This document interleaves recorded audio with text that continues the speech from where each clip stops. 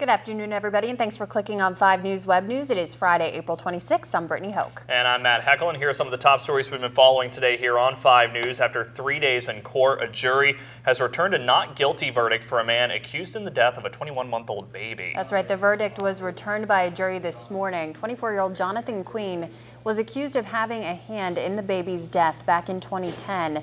The little boy died from a head injury. Now, we're going to have more on today's verdict tonight on First at 5. Meanwhile, 2 people are in the hospital after an accident early this morning in Marion County. Just after midnight, a car driven by David Jarvis somehow crashed on Whetstone Road in Mannington. The people inside that car were trapped until crews could get them out. Jarvis and a passenger, Alex Gandy, were flown to the hospital. Jarvis is now listed in serious condition and Gandy is listed in fair condition. 2 other passengers were driven to Ruby Memorial Hospital as well. The Sheriff's Department is investigating just how that accident happened.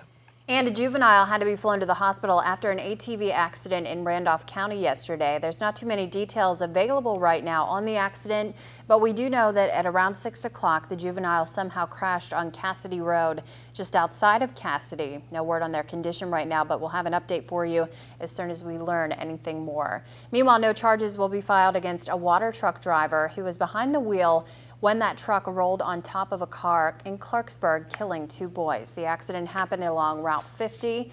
The driver of that truck worked for a trucking company out of Mineral Wells. Throughout the investigation, he claimed that the brakes on his truck weren't working properly while he was driving down the exit ramp that night. And that's when he lost control and hit a sedan carrying 7- and 8-year-old brothers and their mother.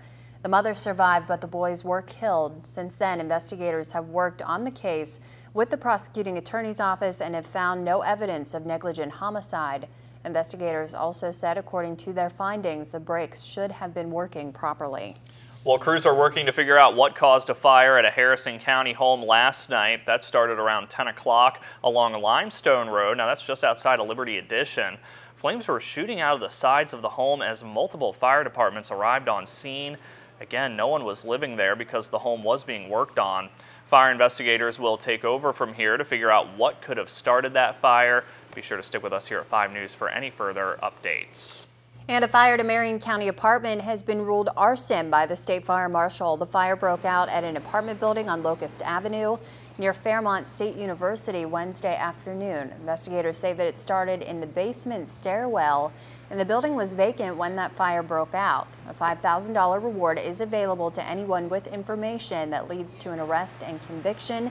So if you know anything, you can call the state fire marshal's office arson hotline. That number is 800-233-FIRE. All right, well, both Geno Smith and Tavon Austin were invited to New York to attend the NFL draft, and it was widely assumed that the quarterback would leave the green room first. Well, with the 8th pick in the 2013 NFL draft, the St. Louis Rams select Tavon Austin, wide receiver, West Virginia.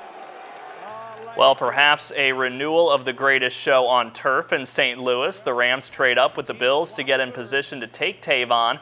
He is West Virginia's first receiver taken in the draft since Chris Henry in 2005. And the last Mountaineer to be taken so early was when Pac-Man Jones went 6th overall that same year. And let's take a quick look at what working on for tonight for First at 5 and 5 News at 6. First up, a jury returns a not guilty verdict in the trial of Jonathan Queen. We're going to have the latest from the courtroom and hear from some of those involved. Plus, the Senate decides whether or not to charge sales tax for online purchases, what it all means for you, and a beautiful day today and a mix of rain and sun for the weekend. Yes, it's feeling a lot like spring out there. We're going to let you know when exactly you'll see those showers tonight on First at 5 and 5 News at 6. It's a gorgeous day outside, at least as of this morning, though. Oh, it was so nice. Yeah. Not a rain cloud in the sky. Run outside and enjoy it as soon as you can. That's going to do it for us here. Be sure to tune in tonight for First at 5 and 5 News at 6. And until then, have a great day, everybody.